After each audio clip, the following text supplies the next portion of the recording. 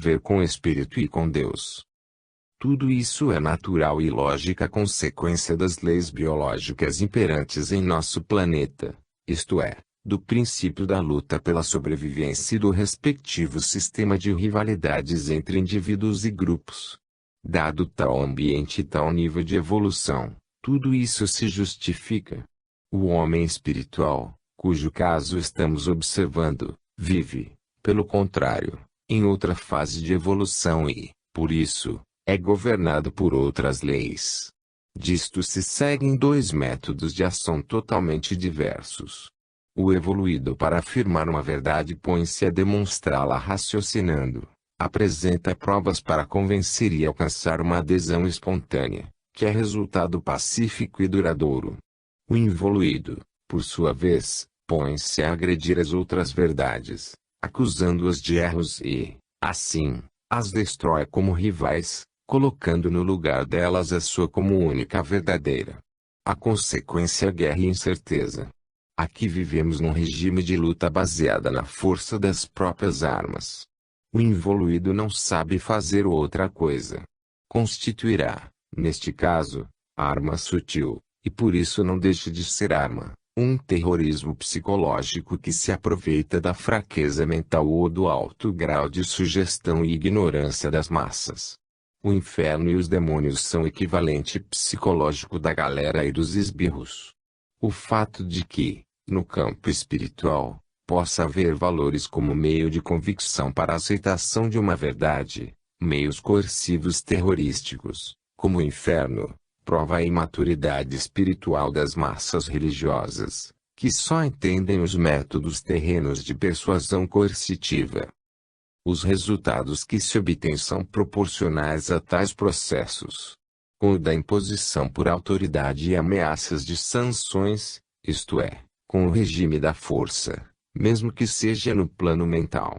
Apenas se pode obter reação e luta, não convicção, mas tentativas de se evadir com o engano. Há, no entanto, um fato que justifica tais atitudes: o mundo em grande parte é constituído de involuídos, com os quais é inútil tratar com sistemas espirituais, porque os homens procuram somente a sua própria vantagem, compreendem apenas a força que se impõe e o temor do próprio dano. E, sem uma punição e uma autoridade que aplique, não se convencem de frear os seus instintos ferozes.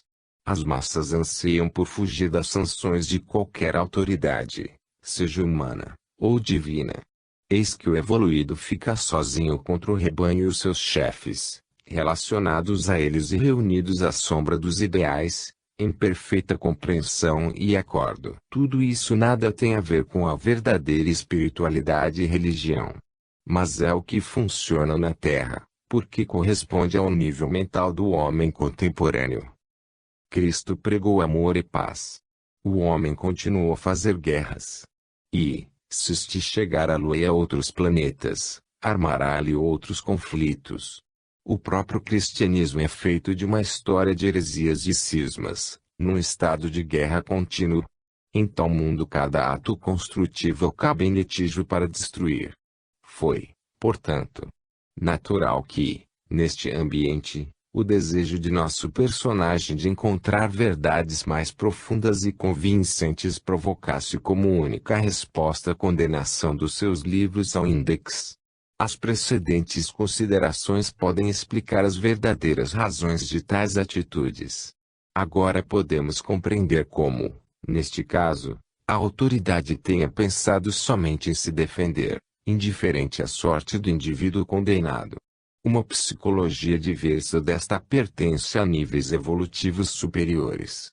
E, por consequência, um absurdo no atual plano humano.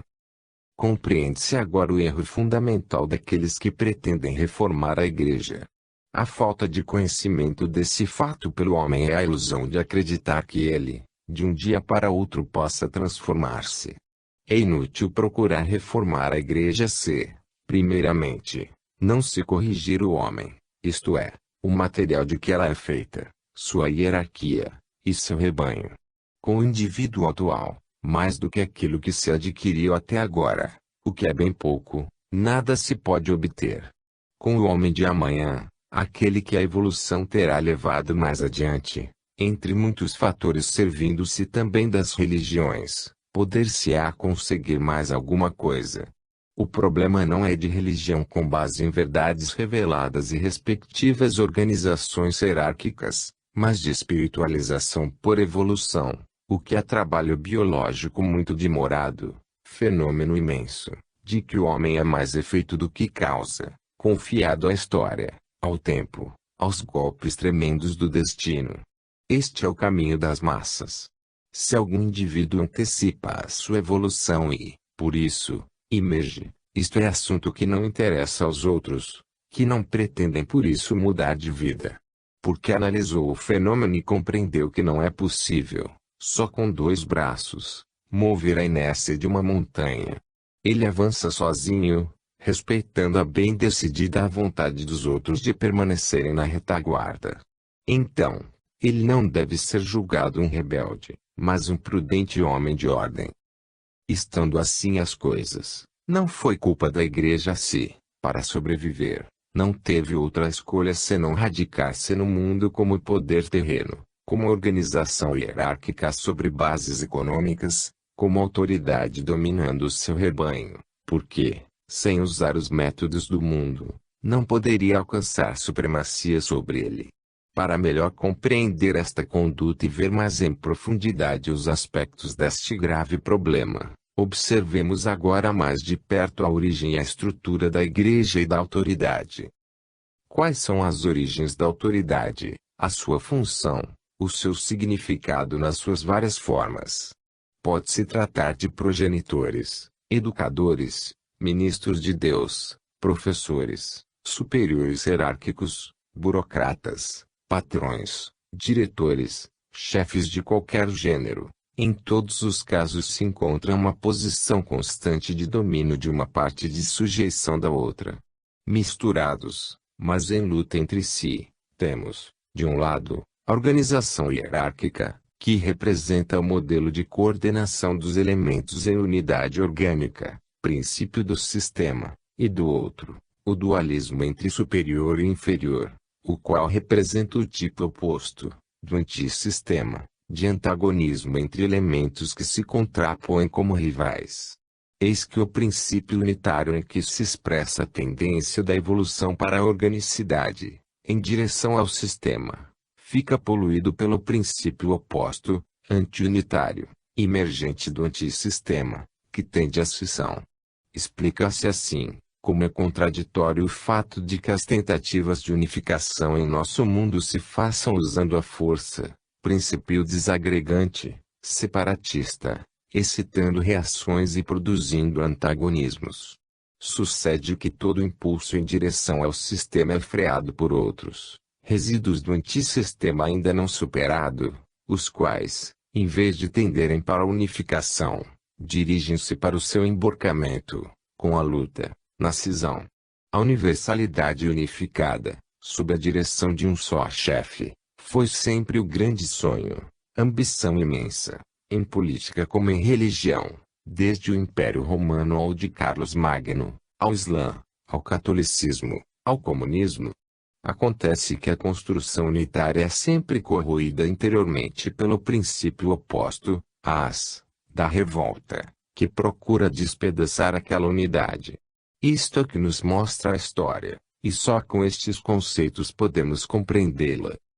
Realmente, o princípio de autoridade dirigido para a santificada finalidade unificadora, apoiando-se na obediência, traz em si, em germe, aquele outro oposto, divisionista, da revolta, Em suma, cada autoridade representa o princípio do isto é, de Deus, centro do seu sistema, mas, em nosso universo decaído, essa causa primária não existe pura, porém corrompida, aparecendo, então, emburcada na forma de uma autoridade que comanda só para sua vantagem, e de elementos seus dependentes que procuram somente a revolta contra ela. Eis em que se pode transformar, e frequentemente assim ocorre, o princípio da autoridade. Por isso, Aparece a lei da luta em todas as manifestações humanas. A autoridade não é usada, como no sistema, qual centro vital do organismo dos dependentes, mas somente para utilizar-lhe as vantagens, de modo que a sua submissão, tornada assim forçada, se reduz a uma expectativa de revolta.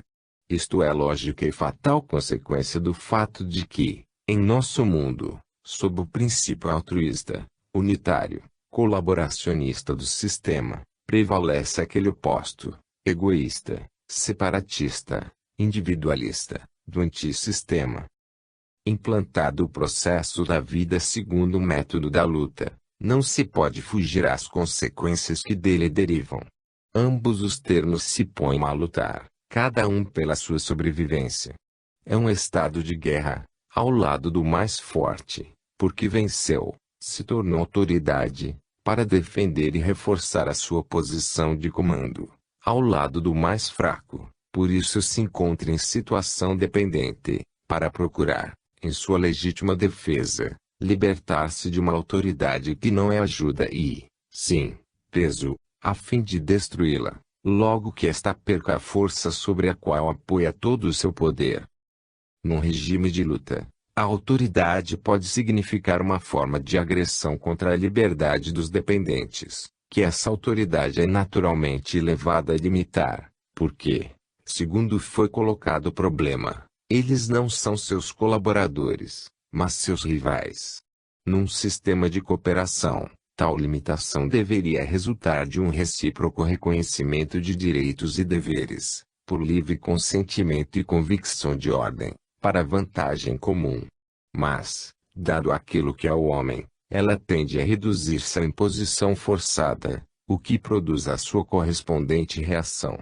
Este impulso serve para alimentar nos dominados certo fortalecimento, até a levá-los ao ponto em que possam reagir pelo enfraquecimento da autoridade.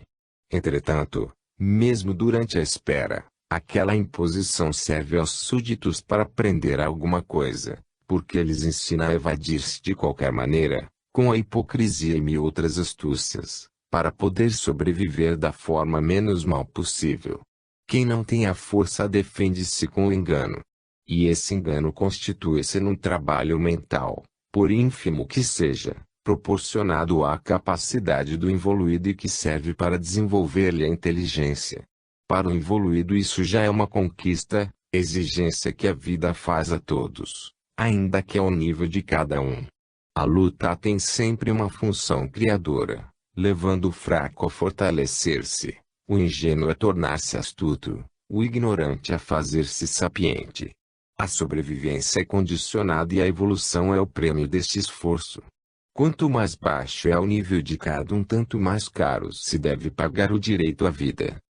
Eis a que tende para que serve a autoridade na terra.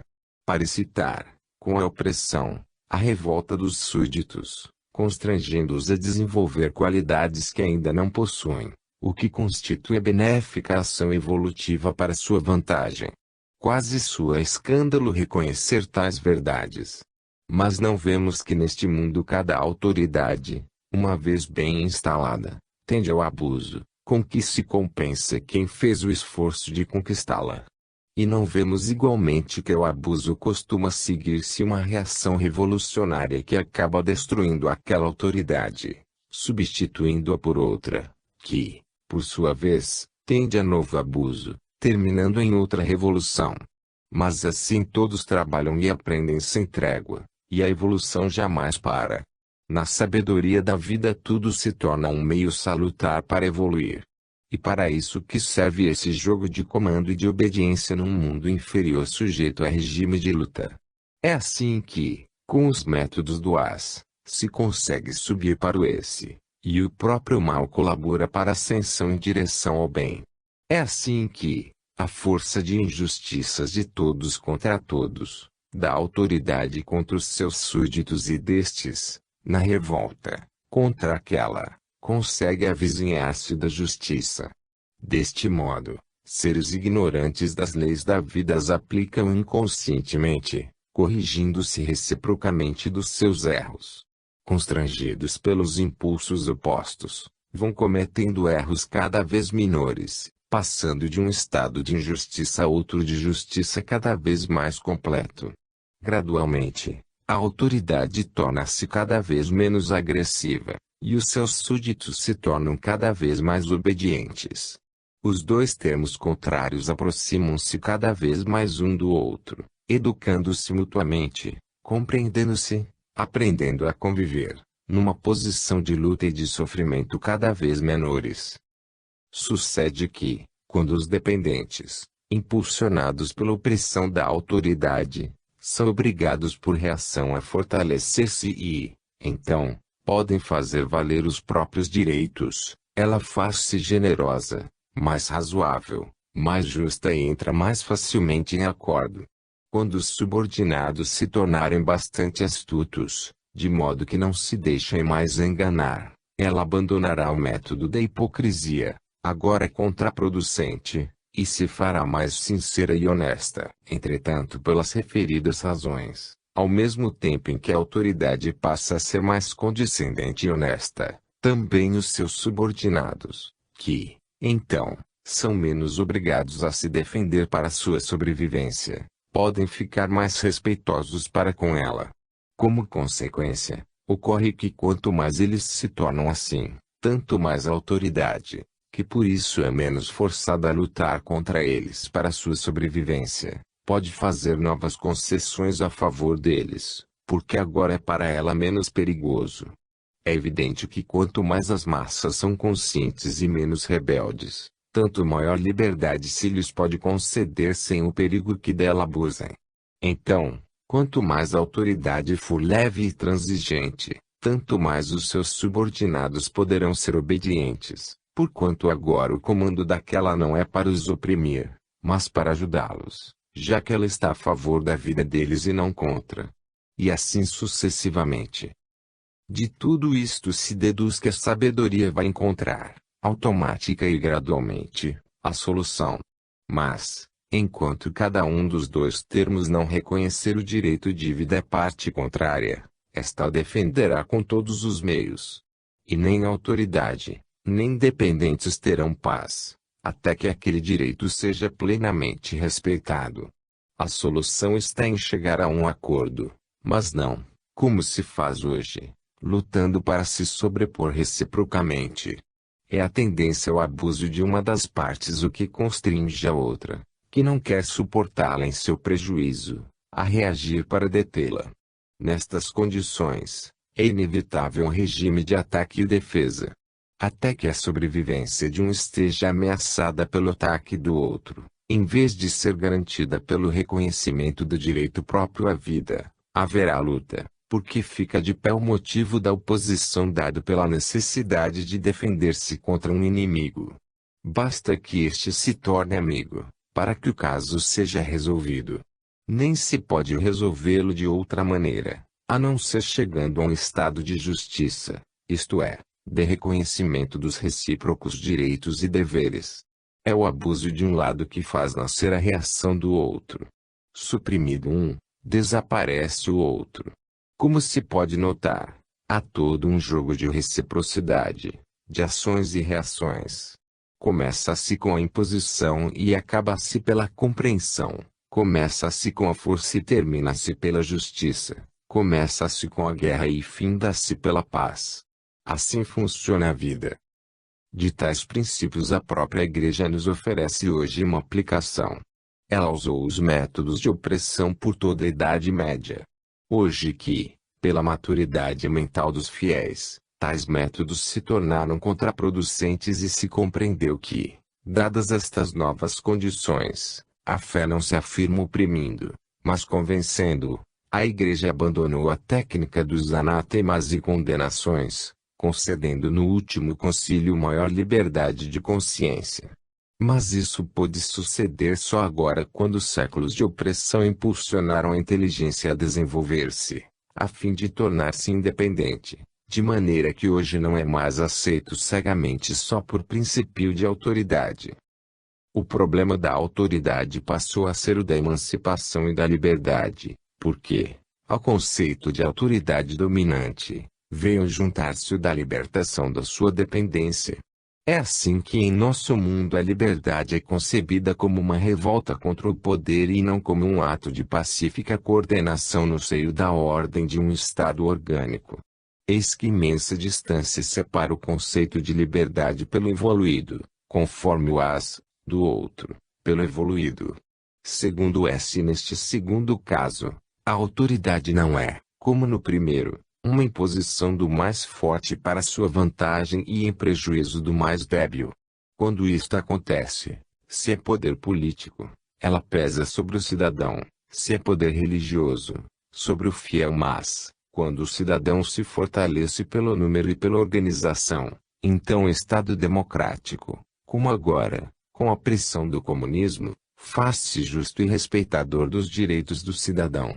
E, quando o fiel se torna mais inteligente para desvendar os mitos da teologia e as astúcias da hipocrisia, então a religião traço como acontece presentemente, por causa da indiferença geral, faz-se mais compreensiva dos direitos da consciência.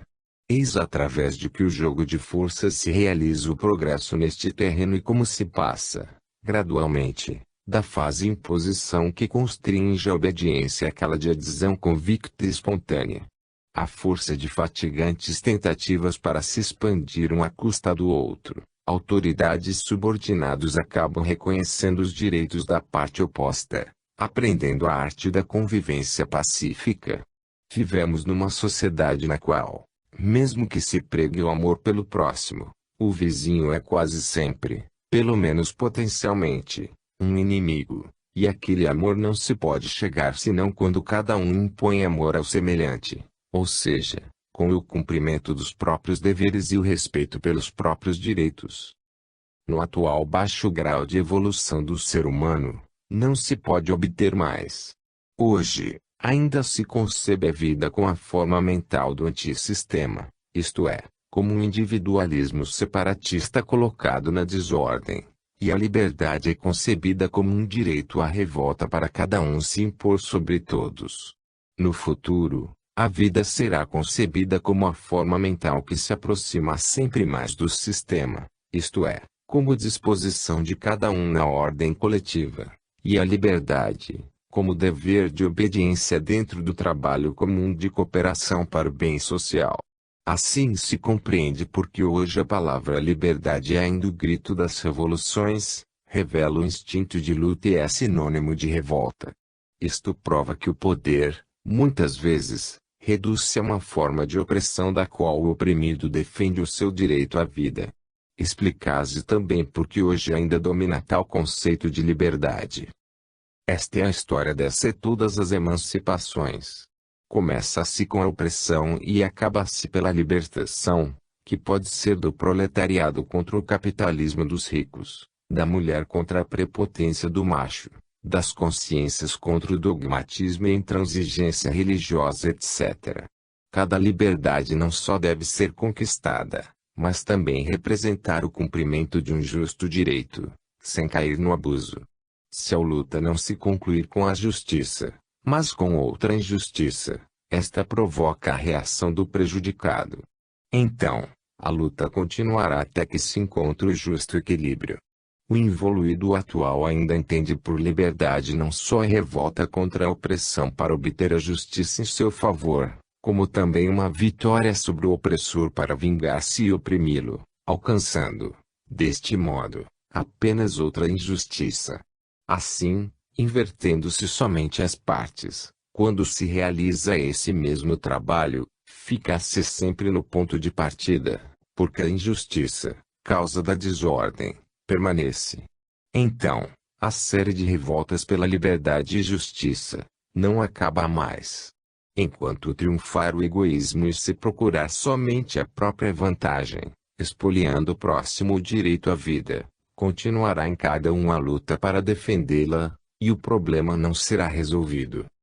Explica-se, desse modo, a forma predominante de desconfiança de que é rodeado todo tipo de autoridade, que o indivíduo, por longa experiência histórica, é habituado a considerar como um inimigo do qual tem de defender-se.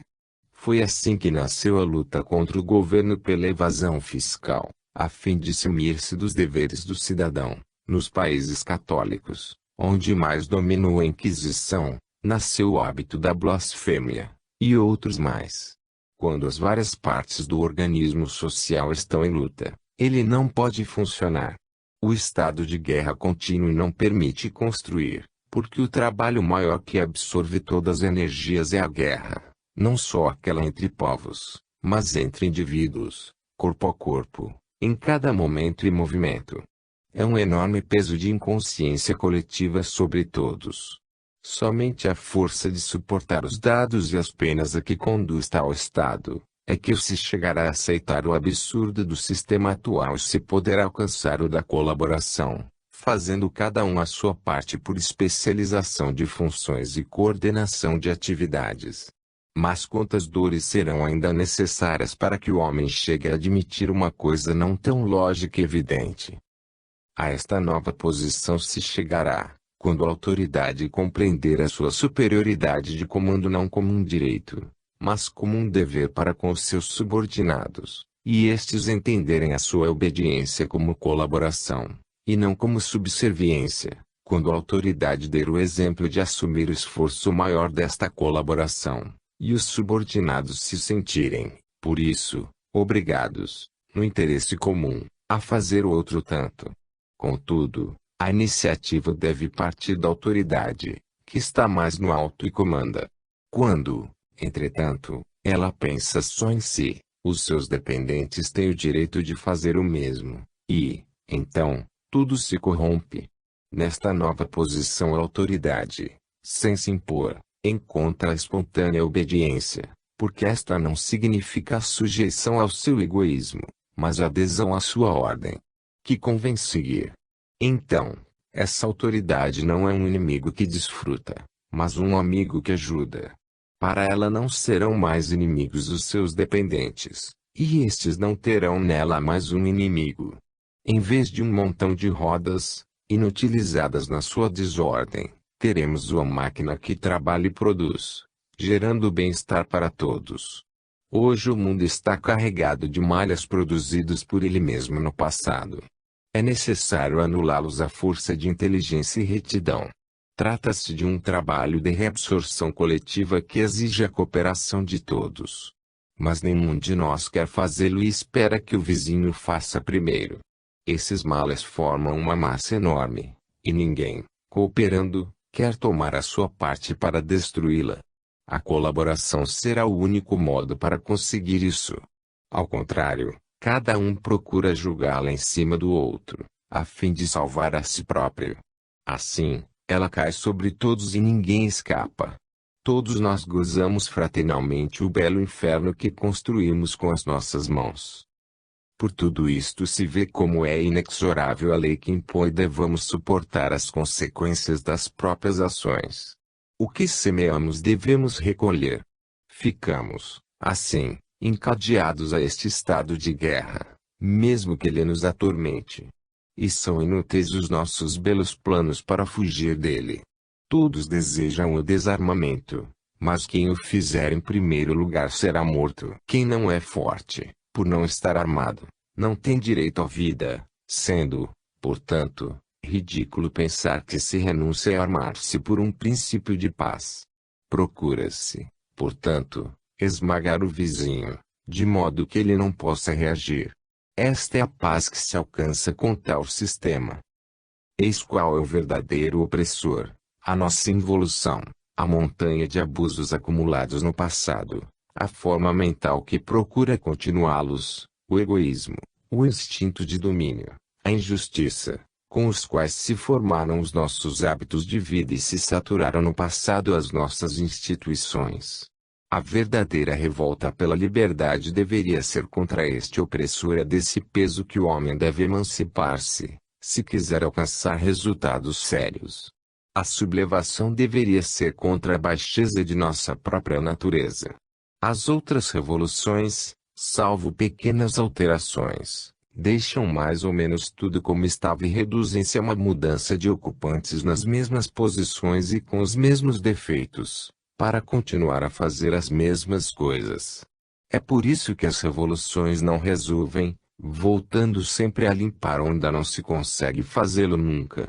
De que serve substituir uma forma de governo por outra, quando os homens permanecem os mesmos e, em nome de outros princípios, comportam-se igualmente?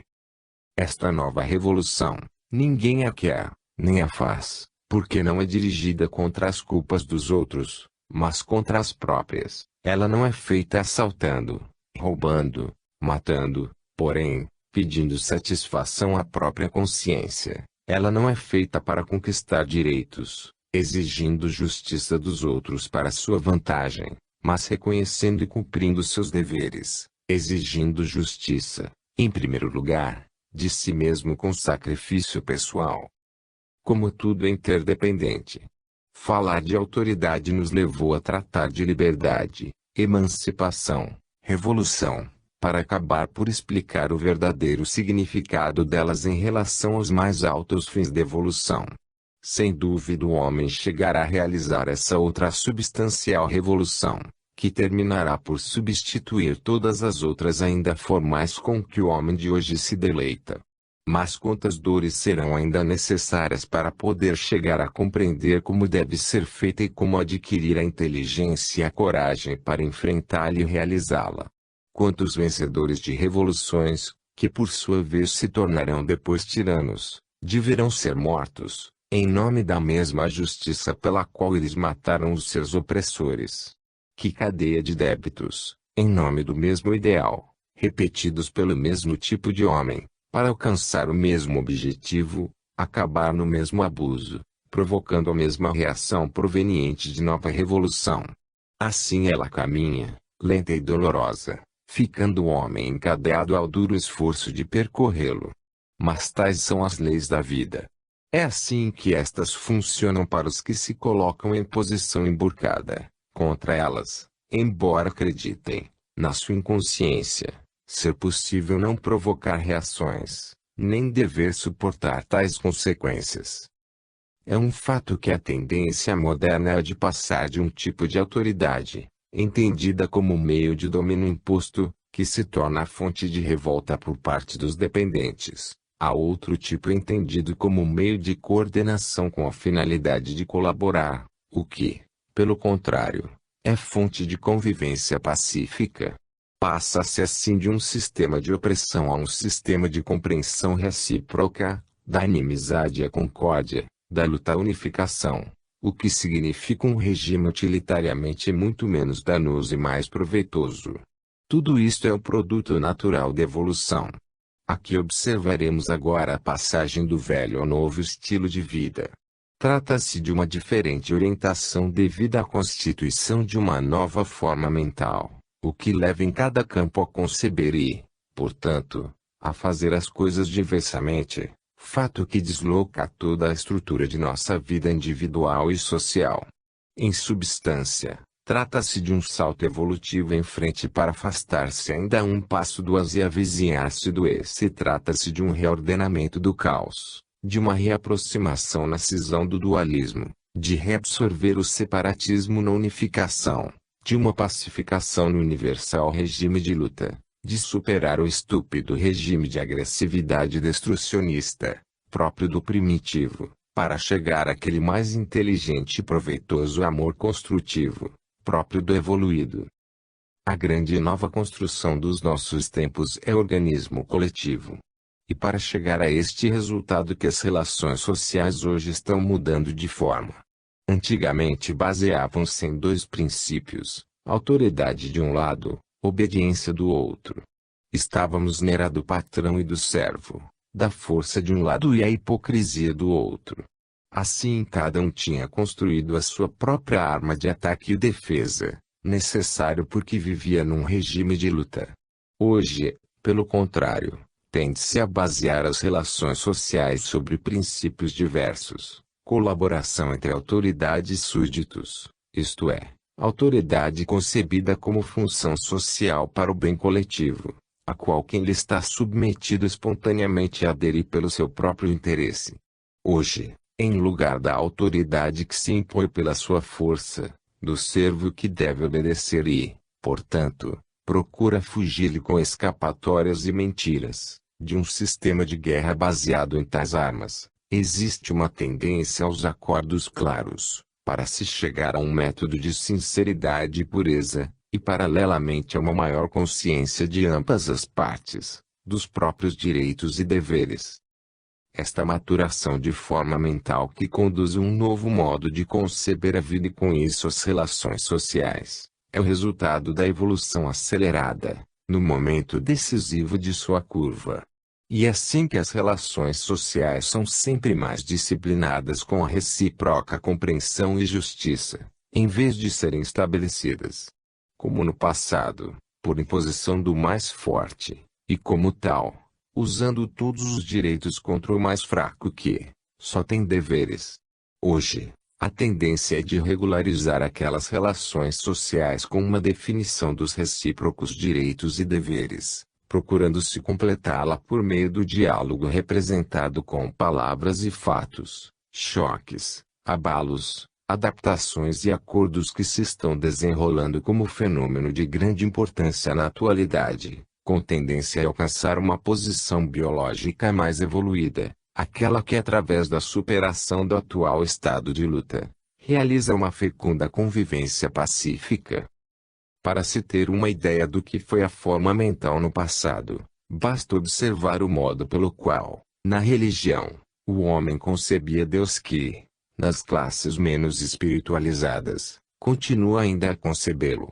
É natural que o homem faça de tudo uma ideia própria, até de Deus, segundo as únicas medidas que possui, estabelecidas pelas dimensões, estrutura e, portanto, capacidade de entender a sua forma mental. Ora, mudando esta, ele muda, também, o conceito da divindade. É inevitável que, representando Deus autoridade máxima, quando o homem nele projeta o conceito que tem de autoridade, e comporta-se diante dele, como está acostumado às autoridades do seu mundo.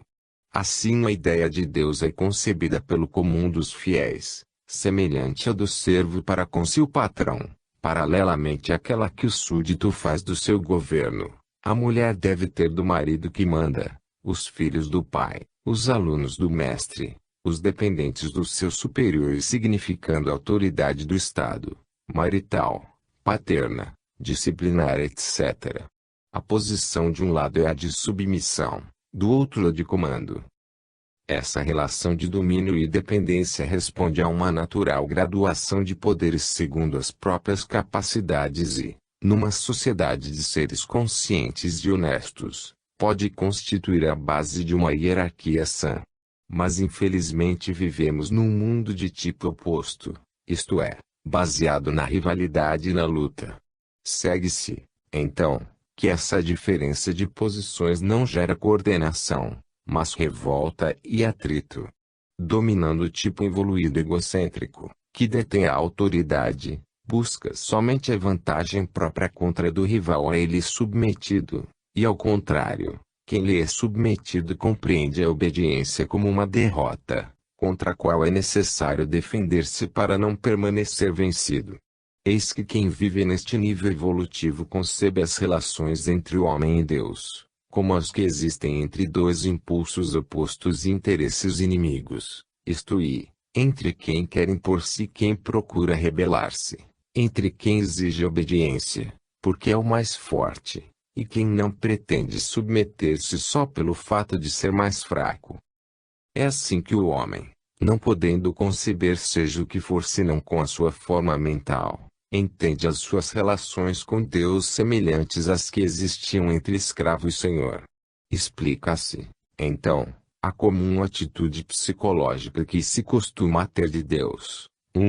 temê-lo, porque mais forte e amado de sanções punitivas. 2. Como tal tendo ele pleno direito ao comando e dependendo completamente do seu beneplácito, porque é poderoso, pode, por isso, cometer qualquer arbítrio, até, com um milagre, violar a lei estabelecida. 3. Humilhar-se para melhor obter o favor do soberano que concede a graça a quem quer e como quer. por razões não censuráveis que só ele tem o direito de conhecê-las. 4. Procurar as escapatórias para fugir ao domínio do patrão que o exercita no seu interesse pela sua grandeza, para se afirmar a si próprio, procurando enganá-lo, fingindo-se seu fiel súdito, obediente e servidor para conseguir, desse modo, evitar a pena e ganhar o prêmio. Eis a religião da hipocrisia. A ideia do amor pode até mudar esse sistema, mas ficam dele os defeitos básicos que tudo torcem, adaptado a si mesmo. Tal sistema infelizmente é o resultado da psicologia instintiva do homem comum, mesmo que tenha boa fé, produto do subconsciente coberto ingenuamente de hipocrisia pelo exterior. As nobres aspirações podem ser diversas, mas esta é a realidade. A natureza humana no fundo é ainda de tipo As. Com a passagem por evolução a uma forma mental mais evoluída, tende-se a conceber Deus de modo diferente, semelhante ao novo conceito que os súditos fazem dos seus governantes: democracia, esposo, matrimônio como colaboração entre iguais, filhos dos pais, compreensão recíproca, alunos do mestre, os dependentes dos superiores, isto é, relação de recíprocos direitos e deveres, etc. Eis que a posição do indivíduo, seja do lado do comando ou da obediência, faz-se, completamente, diversa, isto é, não mais de imposição obrigatória, mas de consciência e responsabilidade. Assim o problema é colocado diversamente por quem, suprimida a posição de dominador, falta-lhe a causa provocadora da revolta. O chefe permanece, mas como função diretiva, até necessária para os outros, e não com função de puro domínio imposto a servos. Eis que se forma também neste caso uma hierarquia, mas ela se avizinha do tipo S, ou seja, é livre e convicta, não escravagista e inconsciente, como no passado de tipo As. Neste novo estilo de vida as relações sociais são estabelecidas por exatos direitos e deveres, sem luta, sem vencedores nem vencidos, sem opressões escravagistas. Cada um se coordena espontaneamente com outro elemento, consciente da posição que lhe corresponde, e coloca-se no seu lugar, porque sabe que por ser fora da ordem é anti-utilitário e contraproducente, mesmo para ele. Ele sabe que a posição melhor para si, como para todos, é a do próprio dever, porque é a única legítima, portanto, segura para poder fazê-lo senhor dos direitos que lhe dizem respeito. Alcançada essa forma mental, as relações entre o homem e Deus são concebidas não como entre dois egoísmos rivais, mas como duas posições complementares no mesmo organismo, por ele unidas em colaboração para atingir as mesmas finalidades e o mesmo interesse. Eis então que as relações entre o homem e Deus tendem a concebê-lo em uma forma diversa da precedente. Muda assim a atitude psicológica que se tem perante Deus. 1. Não se teme mais Deus como uma autoridade egocêntrica que se impõe com promessas e ameaças sobrepostas aos nossos desejos para dobrá-los à sua vontade, mas sente-se Deus vive em nós, enquanto somos parte do seu ser, seus verdadeiros filhos, que, portanto, em lugar de temê-lo, o amam. Então todo o antagonismo se torna absurdo, como aconteceria se os órgãos do corpo se rebelassem contra o cérebro que os dirige. Isto é possível num estado de caos, não em um organismo como é a criação de Deus.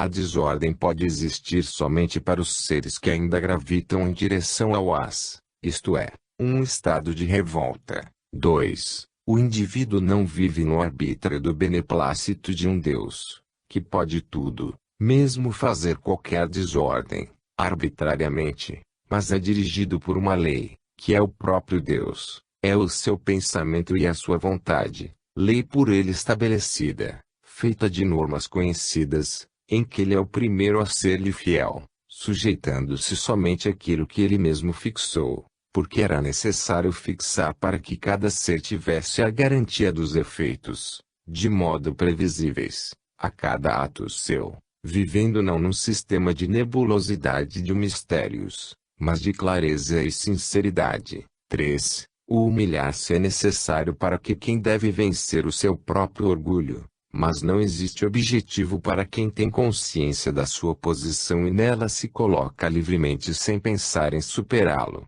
Não pede favores nem graças porque reconhece não ter direito, mas espera com segurança o que merecer conforme a lei. Sabe que num regime de ordem não se pode apropriar de um direito senão depois de ter cumprido o próprio dever. Tudo isto é de seu conhecimento, sem mistérios. 4. Em tal sistema é absurdo, louco, contraproducente procurar escapatórias para fugir ao comando do patrão. Não existe mais nenhuma imposição, porque cada um assente dentro de si como autodeterminação, como uma exigência do cumprimento do próprio dever, correspondente à utilidade do indivíduo, necessidade de ser imposto. Portanto, nenhuma elasticidade e incerteza de normas que permita enganos. Prêmio e pena são calculáveis com antecedência. Deve assim forçosamente desaparecer a religião de hipocrisia. É verdade que o homem atual não atingiu ainda este ponto, mas ele já está se dirigindo para este novo modo de conceber a vida. É verdade que ele gravita ainda em direção ao as, mas é verdade, também, que a evolução é um impulso irrefreável que o arrasta em direção ao S. No futuro Deus será concebido não como hoje antropomorficamente, mas cientificamente, como um organismo conceitual de princípios e leis sempre em ação, produtos executivos de uma vontade sempre presente em todos os campos, positivos e universais como os já descobertos pela ciência. O conceito de Deus lei é muito mais avançado do que o atual de Deus antropomórfico, e oferece a vantagem de que com ele não são admissíveis acomodações e hipocrisias, porque perante uma lei íntima em tudo o que existe, presente em toda a parte e sempre funcionando, é absurdo excogitar fingimentos para se evadir, como normalmente pode ser feito com as leis terrenas.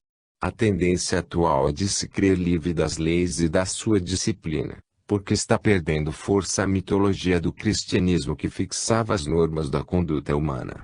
Ora, um dia o homem vai se defrontar com as mais exatas exigências e os mais graves deveres morais quando, livre mas responsável, estiver sozinho com a sua consciência perante a lei. Então, através da sua dura experiência ele aprenderá que com a lei de Deus não se brinca. E que as atuais alegres evasões, ainda que sabiamente encobertas, se pagam caro. Esta lei é universal, mesmo se cada religião viu nela aspectos e aproximações diversas, mesmo se no relativo do espaço e do tempo ela se mostra em seus momentos diferentes. Portanto não mais favores, graças, milagres entendidos como violação daquela lei, nem atos arbitrários, mas um regime de ordem, no qual também a vontade do soberano se integra ficando regulada por ele. Então o homem se transforma como mente e ação. De rebelde à procura de evasões forçado à obediência pelo medo de um castigo ou pelo desejo de um prêmio, ele se torna um consciente operário de Deus, aderindo espontaneamente à sua vontade, porque se sente pensamento do seu pensamento, célula do seu corpo. Tudo está estabelecido na lei, e todos naturalmente colaboram para sua atuação. Então o indivíduo encontra-se perante Deus numa posição diversa. Isto lhe confere honestos direitos que ele pode chamar a si, não por espírito de revolta ou de orgulho, mas porque está consciente da lei que os estabelece e sabe o que espera a cada um quando cumpre os próprios deveres. E a mesma lei que autoriza e satisfaz os seus direitos.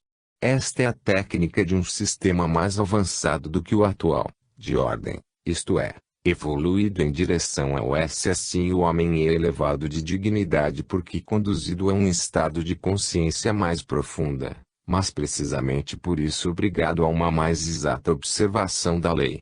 Viver num regime de clareza que admite tais direitos significa que não se pode esconder mais nada e que não há fingimento que possa permitir fugir ao cumprimento dos próprios deveres.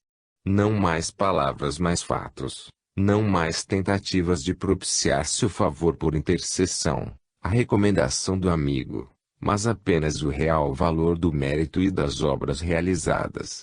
Resta o amor e a misericórdia de Deus, o primeiro para suavizar, a segunda para adiar oportunamente os pagamentos, mas não para violar a justiça como se quereria. A este novo modo de conceber as relações com Deus se deverá chegar como consequência da nova psicologia que já se está realizando nas relações sociais. A hierarquia permanece na medida em que a princípio de coordenação orgânica, permanece no campo eclesiástico, civil, político, familiar, econômico etc., mas dirigida por um espírito diverso. Jamais a autoridade do velho tipo foi tão discutida, a paciência dos subordinados foi tão diminuída, a inteligência se aguçou e adestrou tanto, a fim de descobrir tudo o que se encontra atrás da cena da arte de dominar, de modo que o velho sistema já não vigora mais. Os demasiados abusos de que ele se carregou no passado fazem desmoronar. As grandes palavras altissonantes soam agora a falsa retórica. Exige-se seriedade no comportamento. Assim ambas as partes se tornam mais razoáveis. Convém a ambas abandonar a luta e pôr-se de acordo. Mas até hoje a inteligência humana ainda não se desenvolveu a ponto de compreender uma coisa tão simples. Eis que nasce a ideia do diálogo. É mais útil de um lado abandonar o chicote, do outro a rebelião, para fazer o contrário, estudar, inteligentemente. O que mais convém a todos começa a se compreender aqui o que nenhum proveito, somente prejuízo traz o atrito da luta. Assim se estuda a técnica da convivência pacífica, e se busca o entendimento. Assim se altera o conceito de trabalho. Antigamente ele era a escravidão, para a vantagem exclusiva do patrão, agora ele é um meio de produção para a vantagem de quem dirige o trabalho, como de quem o executa. Então o cristianismo concedeu ao fiel que reclamava liberdade de consciência, concedendo-lhe de igual modo o peso da responsabilidade de dirigir cada um a sua própria consciência. De agora em diante o crente não poderá mais responsabilizar a autoridade e ninguém o ajudará a carregá-lo. Para a autoridade o comando era fácil quando todos lhe obedeciam, não hoje que cada um se sente no direito de pedir-lhe que preste contas da sua conduta. Antigamente o mal se curava com o método de não deixar que fosse visto. Bastava escondê-lo. Mas hoje isto não é assim tão fácil. Antigamente as massas se contentavam com as aparências. Hoje elas se tornam críticas e muito menos crentes. Haverá menos fé, mas tudo isso é a morte da hipocrisia. Para afastar a mentira não há outro meio senão o desaparecimento do ingênuo que nela acredita. Cabe perguntar-nos quais foram as causas que produziram essa triste planta que é a hipocrisia. Ela é uma lógica consequência do método vigente no passado, o do absolutismo e do egoístico espírito de domínio. Assim se explica o fato de que antigamente se exaltava a obediência como grande virtude, somente porque ela servia a quem queria dominar. Infelizmente para o primitivo a autoridade serve-se é entendida em sentido egoísta. Quais os meios de defesa que ficavam então nas mãos dos dependentes? Eles tinham a escolha. 1. A força, rebelando-se, mas esta significa guerra e o mais débil não pode fazê-la contra o mais forte, que possui autoridade. 2. A aceitação submissa mas, dado o sistema, esta significava renunciar à própria vida em favor do patrão. 3. Uma posição de acordo. Dado o tipo de impulsos opostos em ação, era impossível. Porque cada um olhava somente ao seu interesse e não estava disposto a reconhecer os direitos do outro. 4. Não restava ao patrão, com o chicote na mão, senão ser mal servido e detestado, e ao servo, de joelhos, não restava outra coisa senão fugir aos seus deveres, fingir, suportar, talvez roubar e trair. Enfim rebelar-se quando no lugar da força do comando, encontrasse fraqueza. Estes os resultados do velho regime, do qual hoje o mundo procura libertar-se. Tudo isso cai com o novo sistema de clareza, de direitos e deveres definidos, que a lei reconhece e fixa para todos. A cada uma das duas partes a mesma liberdade e responsabilidade em posições diversas como tipo de trabalho, mas iguais em valor como função social, todas indispensáveis para o bom funcionamento do organismo coletivo. O mundo está ainda cheio das escórias produzidas pelos métodos do passado, mas vai libertando-se delas. O mal se desenvolveu escondido, subterrâneo, e por isso se corrompeu interiormente. Assim qualquer clareza ainda soa escândalo, e aí se denunciam certas verdades agora já evidentes, que todos sabem. Estas são as verdades que não se devem dizer. Quem se aninhou no velho sistema quer conservá-lo. Conforta, porém, o fato de que, no momento histórico atual se constata uma tendência para uma profunda transformação, que é fatal superação do passado, porque ninguém pode impedir que o impulso da evolução triunfe e a luz vença as trevas. 2. A condenação a index. Quisemos anteriormente observar a fundo o problema da autoridade. Podemos agora compreender melhor o significado do caso de que estamos tratando. Falando dele anteriormente, colocamos os dois termos um em frente ao outro. De um lado, a Igreja, como organização e poder, provida de autoridade. Do outro, o indivíduo isolado, obrigado à obediência. Podemos, assim, ver implantado, segundo os princípios expostos, o problema da autoridade neste caso particular. Referimos-nos à condenação a index. Eis que nasce o choque entre os dois termos. A autoridade sente-se lesada e condena. É justo. Trata-se de um ato de legítima defesa das próprias posições terrenas, baseado sobre princípios teóricos. A autoridade pareceu que aqueles escritos a ameaçavam. Tais situações são fatos positivos e não admitem discussões. Mas elas se baseiam sobre premissas espirituais, que, portanto, não devem ser discutidas para não abalar a solidez das posições que delas dependem. Obrigação, assim, de fé segue de aceitação incondicional daqueles princípios, mesmo para quem tem necessidade de conhecimento para evoluir e não pode cristalizar-se na imobilidade. Eis que, neste caso, o indivíduo se encontra impedido no seu progresso espiritual por aquela autoridade, cuja exata função deveria ser encorajado nessa direção. Mas, dados os princípios acima expostos, com o tipo normal humano dominante, isto é natural, podemos agora estabelecer a posição entre os dois termos, compreender o seu comportamento e fazer a análise do caso sob exame.